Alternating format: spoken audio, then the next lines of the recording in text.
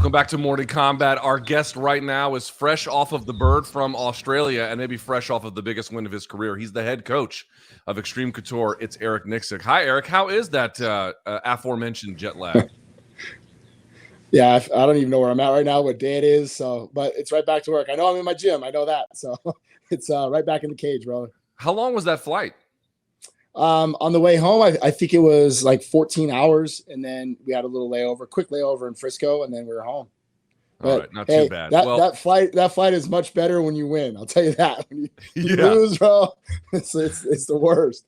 I bet it's a lonely 18, 19 hours back or whatever it is. So yeah. Sure. Well, all right, well, let's talk about it, man. Where does this win rank for you as a coach, as a member of this community, the Xtreme Couture community? Give me a sense of the impact of this win. And also, like, I know Francis's win of the title is different, but maybe compare the two. Yeah, they're very different. And honestly, Luke, I'm fortunate to even be able to rank them. You know, like, it's just been such a cool ride for me. And you know, being able to take a guy that, you know, like with, I don't know, Sean Strickland didn't have a chance to win this fight. No one would have guessed at the end of 2023 this dude would be the middleweight champion of the world. So just his backstory and just everything that he's put himself through, kind of giving himself to the team and understanding that, you know, we're here to help him. Just the type of individual he is. I think the abandonment issues that he might have suffered as a young child, all the way up to where it kind of trickles over into his adulthood, giving himself to the team, man. Like, we believe in him. And I think that sometimes in life, you know, you don't believe in your own self or what you're trying to do. And you have to surround yourself with people that uplift you and push you through times of doubt. And, you know, so this one definitely ranks up there pretty high for me from a human element. So could be more proud of the guy. You know, we got to get better on some of the stuff he says on the mic. But at the end of the day, man, it's a pretty cool moment for me. Did he have any reflections about what it meant on the flight home or the trip home, or did he say anything to you after it was all over about how he was processing it? Not particularly. You know, it was kind of the same way when Francis won. There was just so much like hustle and bustle, like everybody's moving around, you know, everybody's trying to get at you, and you know, it's a big moment. There's a lot. So him and I haven't really had that like that was me and Francis. He came to the office like a week later. We just sat down in my office and then we just reflected on the whole thing. So I kind of expect that situation to happen between me and him. But, you know, I'll tell you this, man, it was a pretty cool moment. Before, when Manel won, I ran into the back and he was getting warmed up still. And the room just felt real ominous. Like, it was real quiet. It was almost like this kind of like, you know, we're walking out to this man's funeral.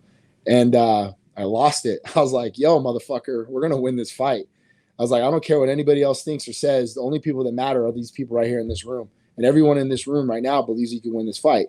Now tell me you're going to win this fucking fight. And he's like, I'm going to win this fight. I go, now say it with conviction, bro. And he told me, he said after, he's like, dude, like, I needed to hear that. So I needed to feel like you believed in me and as much as I believed in you. And, you know, that was a pretty cool moment that we had. Other than that, man, like, I just couldn't be more proud of the guy because I could feel his nerves. I could feel his energy. You know, and for him to go out and execute and do what he did against arguably the best to ever do it, man, was pretty damn impressive. You know, what was really interesting to me is obviously I was a skeptic of his chances, as were many people. And those were only heightened, not so much during fight week, but the walkout itself. I don't know if you've reviewed the footage at all when he's coming out of the tunnel when they're playing his music. He had a look on his face that was, I don't know what to say, like still competitively with it, but doubt. Like you could just see that he was. And not even the crowd, because everyone thought, oh, well, he fought in the Apex, and this is a big crowd, and the crowd's going to eat him up. But that wasn't it either, because they kind of lifted him too. But even walking to the thing, I don't know if you saw that, he had a look on his face that was not fully bought in, I guess. And so if that's the case, did everything flip when he dropped Izzy at the end of the first? I mean, you would have to think, right? Like, so I'm always the last to walk. I like to be in the far back. So I never saw the walkout. So it's a good point. We don't shake hands. We don't hug. When he gets there, he's there and he walks in the cage. And then, you know, we got up there, gave him his water. But that kind of echoes how I felt when we got in the back, you know, after Manel won. So yeah, I can probably see how he did look a little nervous or unsure. But yeah, man, right after that first round, you know, we're in the game. Like, we're in the fight, bro. We can do this shit. So I think that absolutely gave him the confidence. And, right then and there, we knew we can get this done. So the thing is, I didn't want to get too high after the drop. I didn't even budge. I was telling Anik, I looked over at Anik and Megan and watched their reactions because I knew we were so close to the round being over. I didn't want to get it too emotionally high because I had some information defensively I needed to give him. And I was like, oh, I don't want to lose sight of that and forget to tell him and then it be exposed because he was doing some shit where I was like, we're going to get caught. So once everything calmed down, I had to get that piece of information out to him because I felt like the round wasn't going to I felt like we were going to finish him the way it was all set up. So, but right then and there, man, I think he knew and I knew that shit, dude, we can get this done.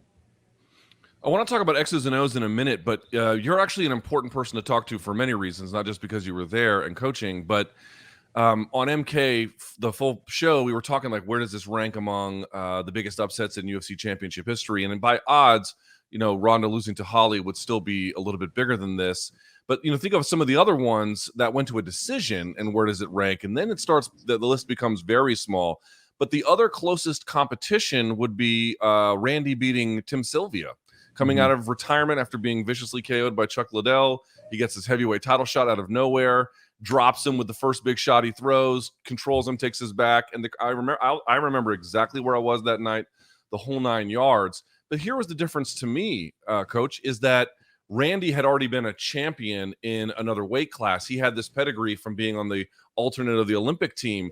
Sean no one ever thought he was a bad fighter or a scrub by any stretch, but he didn't have this elite pedigree. He wasn't an NCAA Division I champion. He wasn't an Olympic team member. He wasn't, a K1 or Glory champion. He was just a guy who kind of just got better the whole way through. And so for that reason, I think for any UFC title upset that went to a decision, this has to be number one. I wonder what you make of that. That's a good point. And honestly, I hadn't really thought of it that way, but it's cool when I hear you say that because it really, I think, points to the environment that he's in.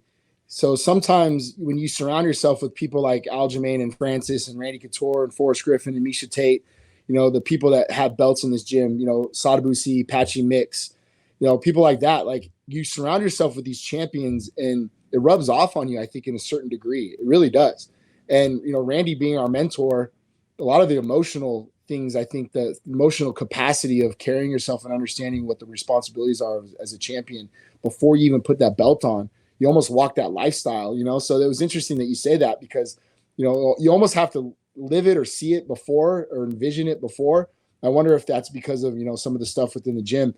But, as far as the decision goes, man, I never really thought of it that way until you brought it up, and, Randy being our guy, and it's pretty cool because there's some lineage there, What was that the last 21 seconds of round 5 when he lost his mind? Tell me what you think that was. Probably because I was losing my mind too. I was in it, bro. Like, Sean will tell you, bro, like in the night, I'm in the with you. I was living it. I was in it. I didn't care at that point. I was like, this dude's going to go after him. This is the most Sean Strickland thing Sean Strickland's going to do is he's going to talk shit and yell at you and scream at you because he's about to be world champion, man. So let him live in his moment. I was having a blast.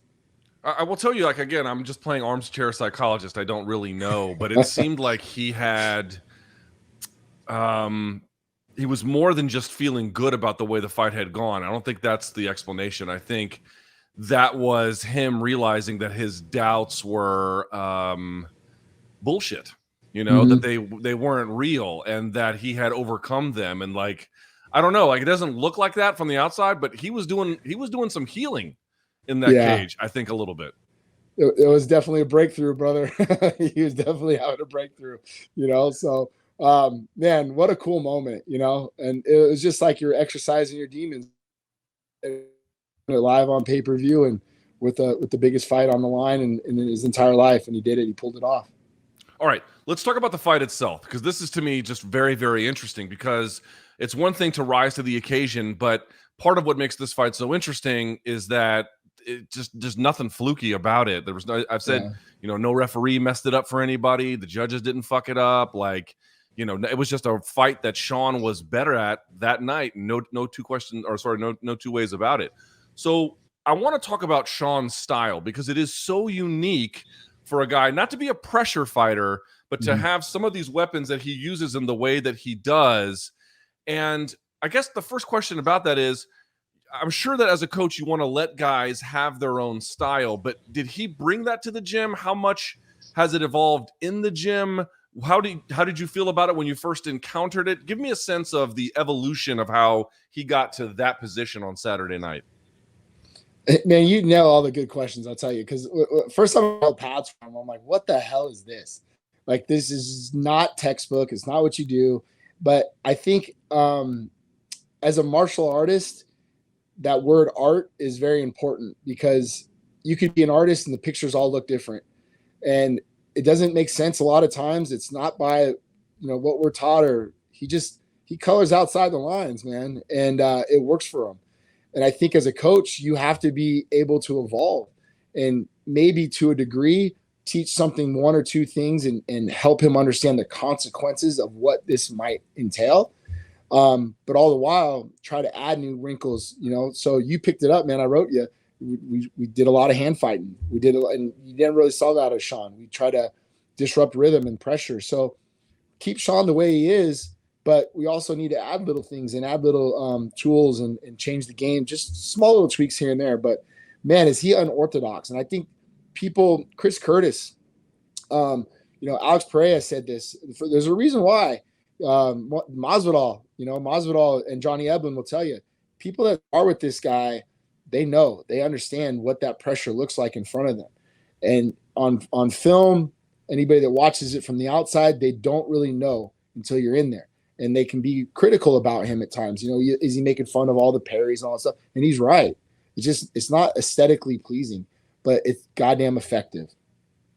The thing that really I thought was just so remarkable was, dude, Sean gets right up to the line, but not necessarily over. I mean, a couple times he got popped, but in general, not over. And he just stops everything from landing. And it's not just that he gets out of the way, but the sort of like putting up obstacles, interference in the way of doing that. I wonder as a coach what you make of that. It's highly effective. And again, you do see guys catch stuff, but not reaching out like as much as he does. I don't even know what the question is, except why does he do that? And how does everyone else in the gym interpret that? Also, he must have been like bad at that at first. He's gotten much better at it over time, right? Yeah, it's so interesting because I feel the same way you do, bro. Like I look at this sometimes and it's just really hard to figure out. But I think because he does spar so much that he's been able to perfect this particular style because of the hours that he's put in. I mean, really, it's just reps on reps on reps. And Herb Dean called me after the Hermanson fight, and Herb Dean was like asking me about his parry. And he's like, dude, it's like he doesn't poke, he doesn't this, he does that. Like, so my point to you is like a guy that was 2 feet away watching this defense, Herb Dean out of nowhere calls me. He's like, dude, I was so impressed by this guy's like, how does he? I'm like, Herb, I don't even know, bro. Like, I couldn't even tell you. But what he does is it's almost like a Wing Chun sort of style at times, because we're always taught the target's always going to be here. So cover as close as you can, because if you reach and miss the target, there's still holes and openings. And he kind of just breaks the rules with that stuff defensively, and he counters off it really well.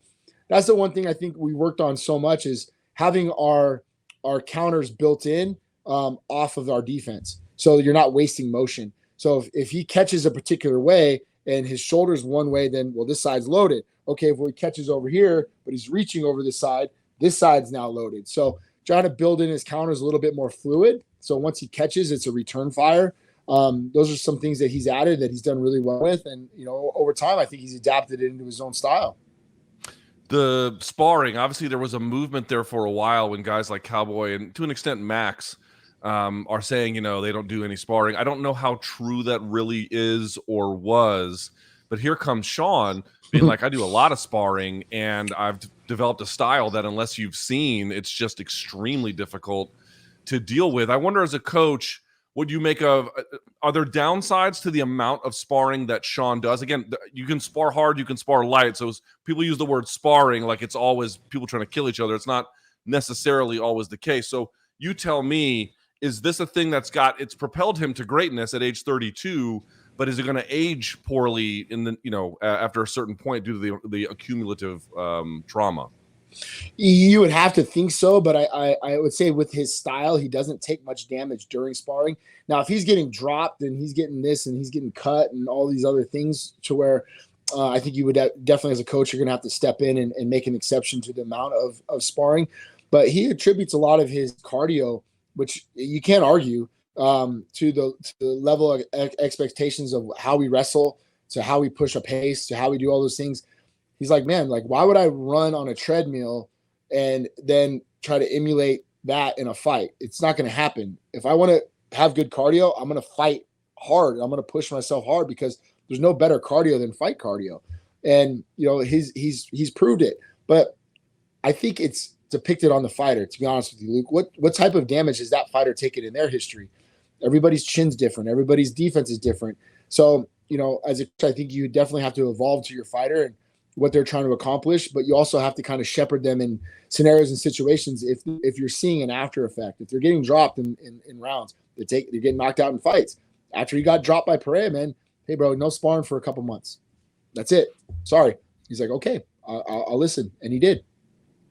The leg kicking style, the checking style that he has, he's got I can't tell if it looks like there's varieties of all one style. So he doesn't do the old Thai style 45-degree angle knee out. He kind of brings his heel almost to his other knee or to his rear end to kind of get under, or I should say, let the kick get under it, or to bare minimum, just kind of absorb whatever pressure is there. Did that come naturally, or is that from training with Alex? Like where does that all stem from? Danny Davis. So a lot of people don't know who Danny is. Danny's been one of my guys forever. I've been cornered Danny for over 15 years. He's one of the, most important people in Xtreme Couture, especially in our rise. And he's now falling into a more of a coaching role, which I cannot tell you how excited I am to have him because, he's like my brother. But Danny was such a huge asset for us this camp, not only for his fight IQ and his situational awareness, but his body type. So it was nice for me as a coach to be able to watch from an outside perspective opposed to holding pads, because you see a lot of new things. So the biggest thing that we knew going into this fight that we were going to have to shut down was the calf kick. That was my biggest concern. Due to stance alone, if I'm fighting Sean, I know what I'm doing. I know our holes. So as a coach, you have to reverse engineer. You have to go, okay, where are they going to look to exploit us? And we have to cover these holes up. And then if we can do that, then it's going to be downhill from there. And that was our biggest concern. I'm telling you, Luke, that front leg was gonna hamper us. So we had to go to the drawing board and look at different ideas. We had to have about 5 different theories on how we're going to shut that calf kick down. Because if one doesn't work, we need number 2. If 2 doesn't work, we need number 3. We got to keep knocking on that door because eventually, we're going to have to be able to shut that thing down. So some of the ideas that we sat and dealt with was the one that he felt most comfortable with Sean. So a lot of it was trial and error. But a lot of it was due to Danny and the reps. We sat there on pads. Sean would crack pads and Danny would bam. No shin guard, bro. We're trying to take Sean's leg off. And what better way to learn, right? Because the shit hurts. And if you get hit with 1 or 2, it's going to hurt. So the premise was, if we can check this properly, remember, what are we using in a calf kick on our foot, right? It's mostly the metatarsals and that kind of curve of your ankle. If we could check that once or two times, bro, it's going to hurt. It's going to hurt the guy throwing that kick. So let's make this a deterrent, right? So if we can get 1 or 2 good checks off it early, then we might be able to slow that thing down. And sure as shit, that's what he did. He was able to check 1 or 2, then crowd the space again. So a lot of it had to do with a combination of where were we proximity to our lead shoulder? Was Izzy trying to drift to expose the calf? Okay, yes. All right. Well, now we got to step over here to take that space away. Once he does establish the calf kick, A, how are we checking? And B, what position is our shin to be able to make sure we inflict some pain on Izzy to make him go, I don't know if I want to kick that again. It hurts the shit out of my foot. So, and then take the distance away, stay out of kick range, right? We had to navigate our way through that kick range first and foremost. The checking though, I was trying to look at some of it. Sometimes it would, depending on which kick and what stance, I could see that it would hit his own shin. At times, was he trying to hit it with his own ankle? Was he trying to check with the ankle bone? Yeah, it was weird because he felt comfortable almost reinforcing it onto his back leg, like putting the palm of his foot on like his plant leg, and I we were playing with it. My only issue with it was for me personally, trial and error.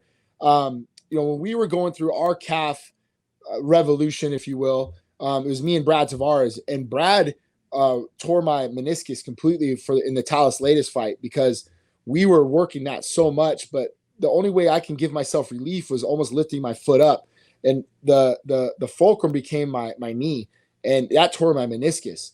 So I was telling Sean, I was like, you have to find a way to maybe reinforce it so it's not just this dead leg just kind of doing this. And that's what he came up with. He was like, well, maybe if I can kind of get it on the back of my leg or kind of reinforce it to my instep or something. And I'm like, dude, I don't care what you do. Like, we just got to be effective. We have to be effective with it because, man, I'm telling you, that was my main concern, man. If they get that leg kick going, it's going to be downhill from there. Well, the checking worked. And to your point, I thought one of the key benefits was, as you described, he was never really out of position. He could either walk through it or stop just temporarily, or at times, if Izzy wasn't stepping with it, he could just kind of move out of the way a little bit. But he didn't have to cede ground, and that pressure game was overwhelming. So I want to talk about the Izzy side of things here for just a second.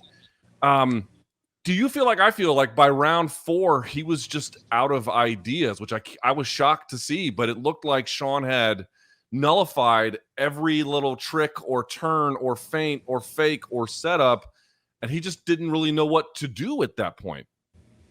Yeah, I do, but I also still felt he was dangerous. Of course, there were some things that I saw that Sean was doing that I felt Izzy was setting him up for. And man, it was actually kind of a cool moment. I had a good talk with Izzy after the fight was over in the back, and Izzy came up to me. He's like, "You saved that man's life," and I was like, "Oh yeah, how so?" And he goes, "You kept calling out my reads," and I was like, "Yeah, because I saw what you were setting up." And one of the things was the southpaw drop step, orthodox Izzy drop backs into southpaw, drop step into southpaw. He would throw his southpaw cross at Sean's right hand, and Sean was parrying it like this. And I yell at Sean, I go, "Bro, he's going to same side head kick you.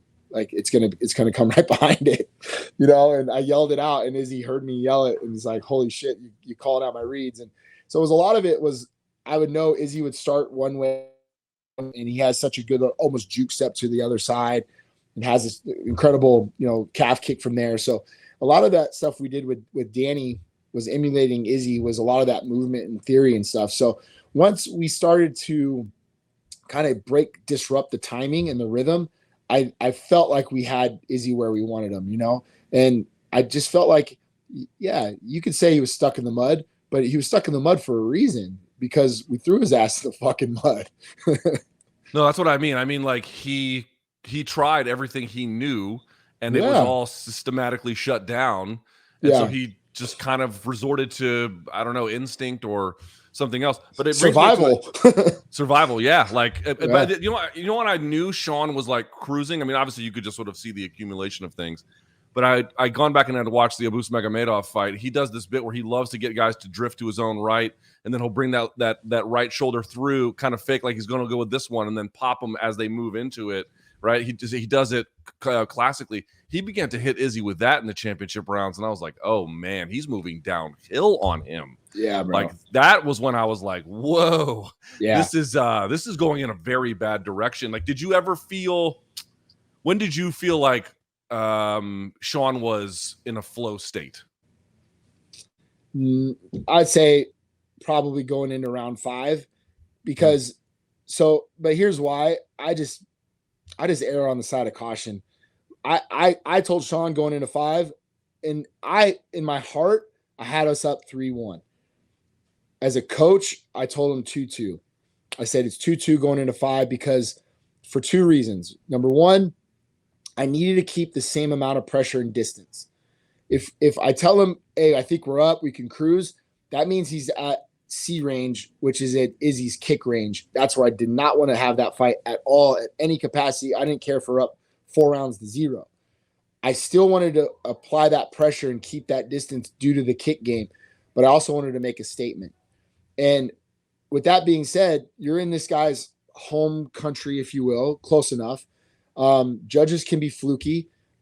I wasn't say I was sold that we had this decision, but I wanted to go out and make a statement in round 5. I didn't want to hit cruise control. I wanted him to go out and execute this dude for the next 5 minutes and put a fucking statement on this thing. So whether how I felt this or that, I want to put my foot on your throat, man. And that was our mentality.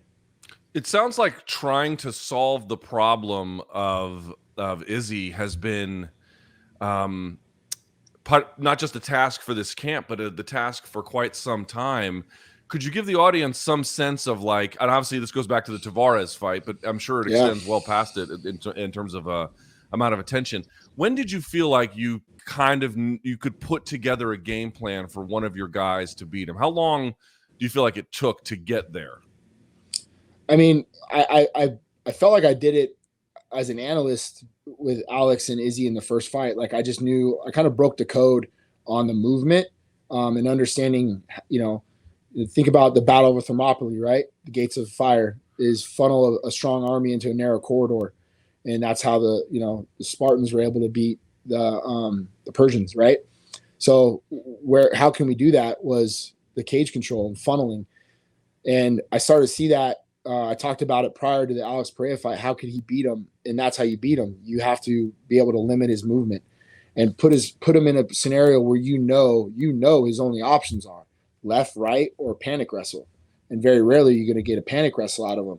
So now when it comes to your strikes, you don't want to throw things. I think you might have heard me say I wanted to aim everything at his chest, right? Because the chest doesn't slip. The head does. I can hit him here.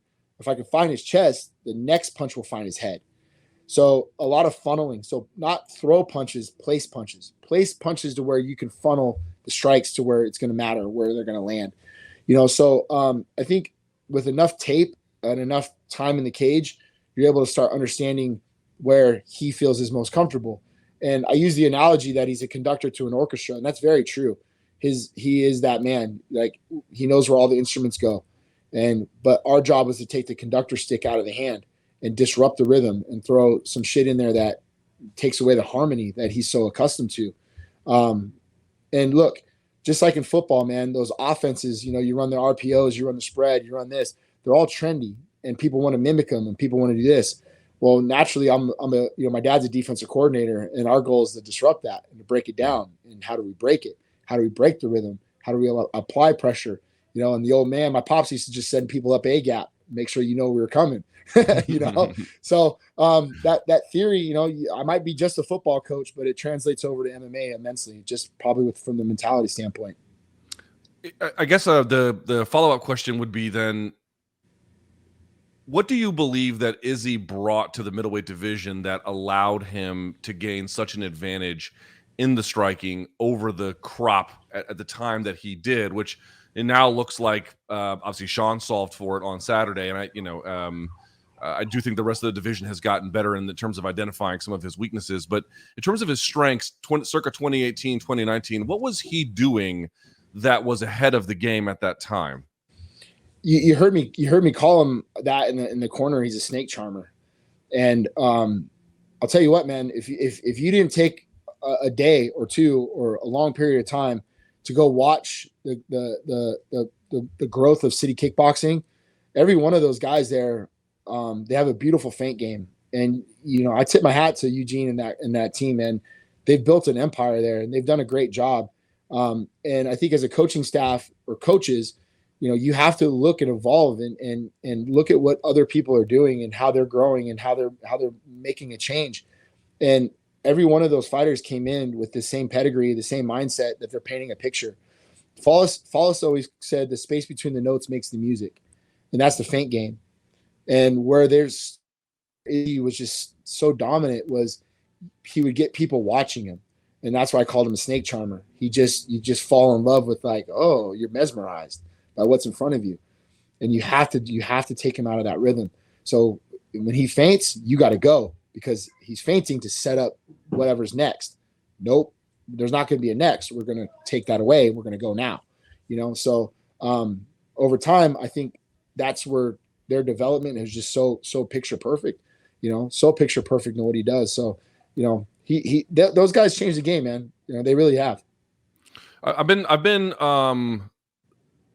surprised might not be the right word because that's just the way things go, but you might have noticed there's been some pushback on Eugene Bareman of late due to the results of this fight. And again, I mean, I think if you have a winning performance, you deserve praise. If you have a losing performance, some fair criticism is warranted. So I don't want trying to shield him from that per se, but I guess I would ask you from coach to coach, like what you make of the strength of his not coaching. Well, I guess give me a sense of why. Is it just the feinting game? Like, why have they been able to build a little bit of an empire down there in New Zealand? What is the method to their madness that has given them the success? Well, kind of a two-part question, but first and foremost, it's very hard for me to describe because I have not been in their room. I've had people go out there and train. I know a lot of their guys over there. Remember, there's a lineage there between myself and Eugene, and that's Ray Sefo and Lolo and Doug Vinny and all these guys that were in New Zealand and during this kickboxing trend, Mark Hunt. So there is a linear connection there between myself and Eugene that a lot of people don't know. So it's very hard to say what they're doing over there, but the people that do go over there are always blown away and very impressed by their system, by their gym, by their team. The other side of that coin, man, it pisses me off when I hear people criticize a guy who has built this empire, built this gym, built this team with relatively low resources and due to proximity. This guy's built a freaking world-class program year in, year out. He just won Coach of the Year last year. It's okay to have an off night. And, us as coaches, man, we go through a lot. We deal with a lot of ups and downs. Our energy is pulled in a million different directions every day. Our phone is never off, bro. Like, he had 6 fighters that one night, and he still probably has another 30 that he has to deal with at the gym. So today, Tuesday there, Wednesday there, whatever, that dude's back in the gym working. His head's down and he's grinding. No one understands or can empathize with what we go through as coaches than other MMA coaches. So if people are going to take the time to dog on this dude, I think it's pretty damn shitty because I could have been that other side of that narrative as well. And the people that suffer the most, man, are our families. They don't get to see their husbands and their dads, the way that most parents do. But this is the life we chose. I understand that. But before you jump on there and you want to say something and be critical about another man, you got to walk in these shoes, bro, because not everybody understands what it's like to be an MMA coach, man. It's a rough life. I'm certainly sure it can be. Just a few more questions on Sean, and I appreciate your time. When did you, when Sean first came to the gym, when did you realize and I'm not asking this in a disparaging way, I'm asking quite literally, when did you realize he might have some issues? And I don't mean just because he says outrageous things, but like you have alluded to, and he has alluded to quite publicly, his, what sounds like a deeply unfortunate upbringing. When did you realize how deep it went? Pretty early on, I met him in 2014. I met him, it's actually his UFC debut. He was fighting, I think, Bubba, and he came in the gym, worked a little bit with us. I put a pretty sizable bet on him after I trained with him for the first time. I was like, this guy's good. This guy's really good. So we've been friends for quite a while, and then when he had his car accident, I kept up with him, or motorcycle accident.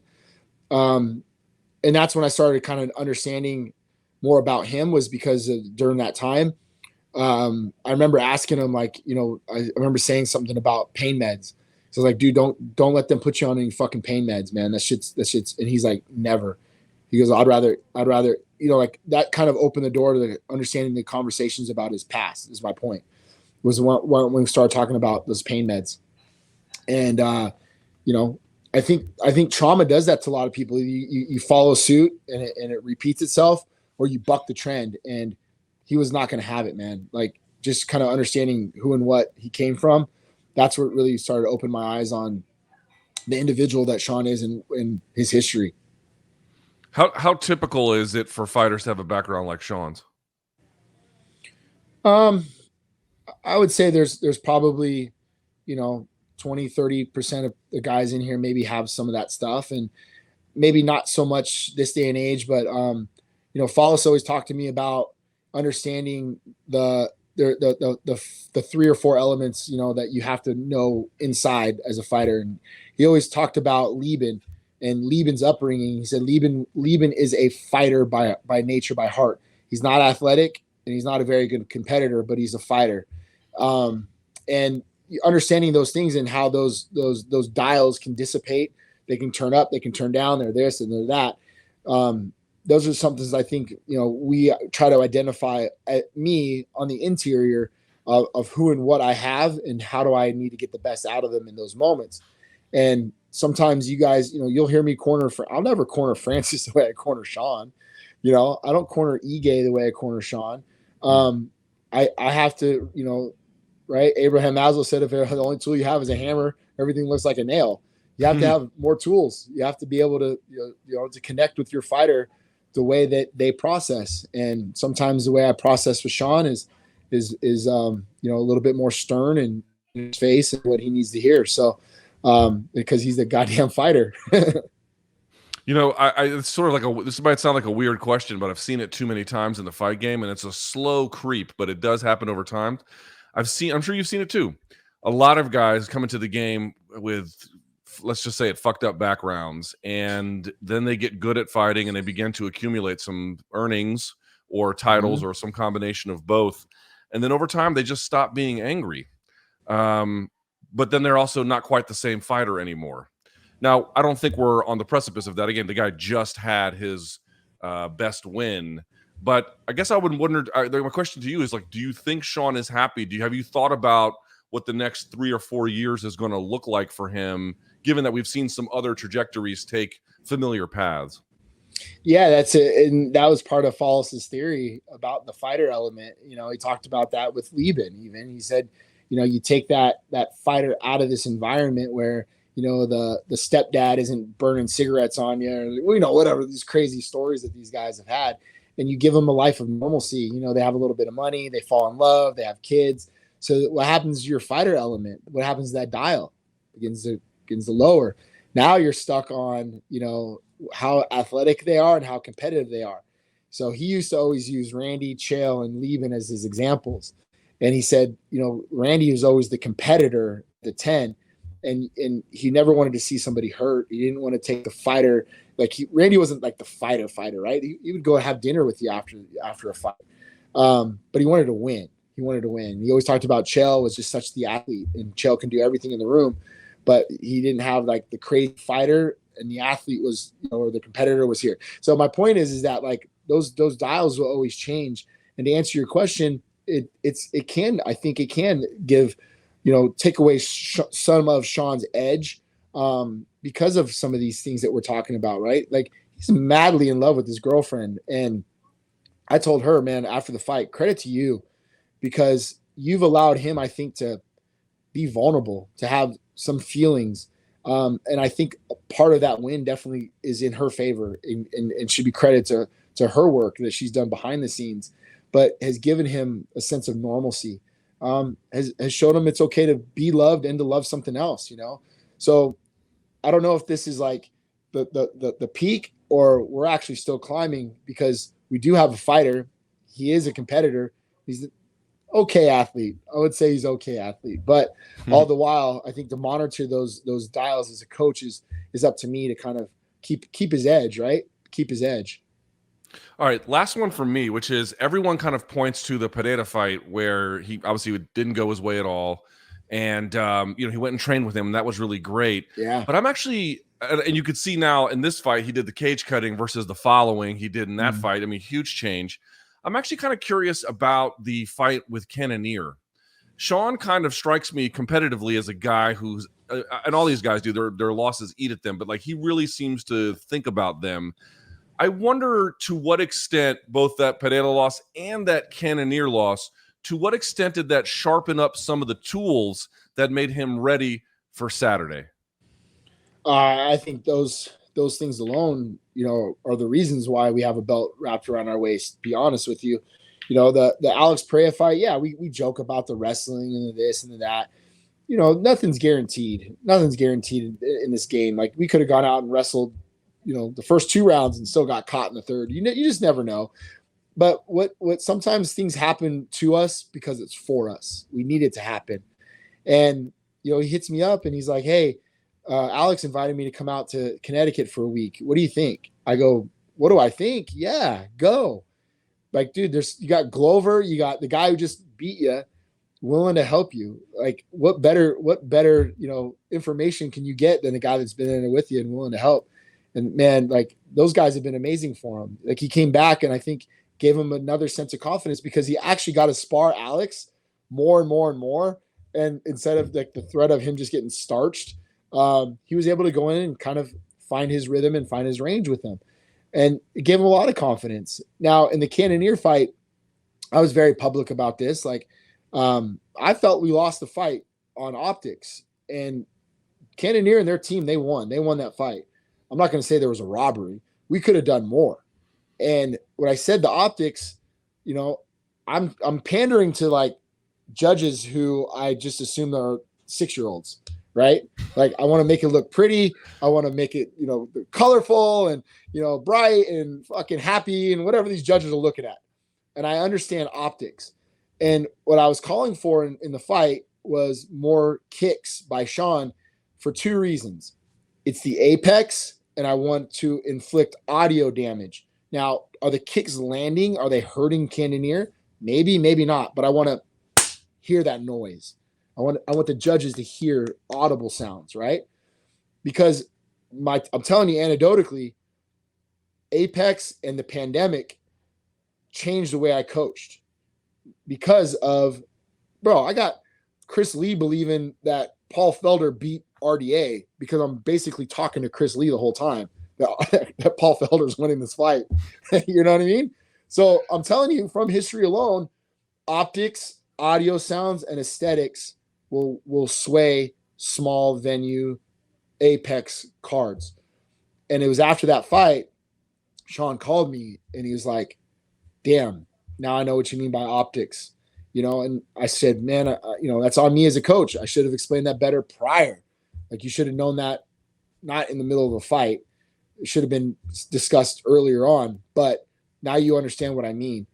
And you have to put a stamp on these rounds because you're basically pandering to 6-year-olds. No doubt about it. I guess we'll end here, which is I've seen Xtreme Couture hit highs and then lows, and now I don't think I've ever seen it with highs quite like this. I mean, it was big when Randy was doing his thing at the peak of his game and was in huge fights. Don't get me wrong.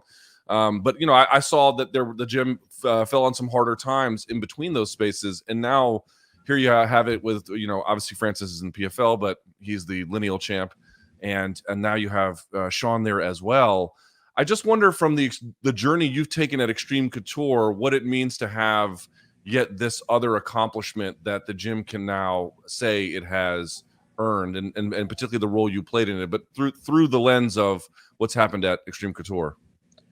Man, it's cool. Like, because it's cool to hear you say that, because I have a hard time reflecting on some things in the past at times because we're always so move forward. But, I walked into this gym in 2006, man. And, I've seen it all. I've seen the ups, I've seen the downs. There's been one constant here in this gym, and it's been myself and Randy, Dennis Davis, Gil Gordado. There's a handful. I can name some, but, we stuck together, man. Like, we believed in each other. There's going to be lows, there's going to be highs, there's going to be this, there's going to be that. But like, at the end of the day, man, we care about each other in here. And that's to me, that's really all that matters. This one ranks up there pretty high. It ranks up there pretty high, I think, just from the human element alone, right? Like, Sean's a guy, I feel like he's just so rough around the edges, but, at the end of the day, man, we want to make him a better human being too, and I feel like this gym has provided that for him. It's given him a sense of community. It's given him a family, and sometimes in life, we throw people away like that, and we just discard them. And I'm not saying everybody deserves a second chance, but in his case, I just felt like he needed a community, and what I love so much about Xtreme Couture being member number 1 here is I felt a part of a community. I needed this place, man. I was at a rough time in my life. Like I didn't know where I belonged. I didn't know what I was going to do with my life. And this gym ultimately formed me in who I am today. I was unsure. I had self-doubt. We all suffer from depression. We all have our ups and downs. But it's guys like Danny Davis that I can go and lean on, and I can look over and say, dude, this is my boy. Like we bled together, we sweat together, we've gone to freaking battle together. I'm going to do that for him. So sometimes it's about building a community when you're so unsure about yourself that there's people around you that are sure about you. And and I love this place, bro. I'll never leave. I'm glad that we're in the position that we are today. And it's by no means just me. It's Flawless. It's Sean Tompkins, Ron Frazier. The list goes on and on and on about the men and women who have graced this mat and have taught me. And I've been able to take little bits from every individual and every person that I've been around and, just make it my own. And man, I love this place, bro. I'm fighting tears. This is my home. It's my home. Yeah, well, you guys have built something pretty special, man. Flawless and Sean Tompkins, some of the best names that have ever done it. It's Sean's win, but I guess it's the gym's win as well. Congratulations, Eric Nicksick. I don't know what else to say except job well done. And now Sean's got a target on his back, so the work only gets harder from here. But if anyone's up to it, it's got to be you guys. Congratulations, and thank you for your time. Can't wait to see what's next. My pleasure, bro. Thanks, and hey, dude, thank you for all your support too, man. Like it really means a lot. And your kind words, even on a fight week where I was unsure about myself too, man. But hearing your kind words and especially coming from a guy like you that, I'll say it publicly, man. I look up to you and you're a student of the game. Watching your breakdown last night, and I wrote you and I was like, this guy, God damn it. You're seeing all the reads and all the things that we're doing. And, man, it's just nice to have a guy like you in my life. I call you on a personal level, and, we became good friends, but, I want to take my hat off to you too, brother. You're a real one. Thanks. Well, I'll say this. I didn't get shit right about fight week, except my praise for you. That was the only thing I got right. So I'll take that one and bow out from the conversation therein. Thank you so much, Coach. I appreciate your time. Have a great week, and we'll catch up soon. My pleasure, brother.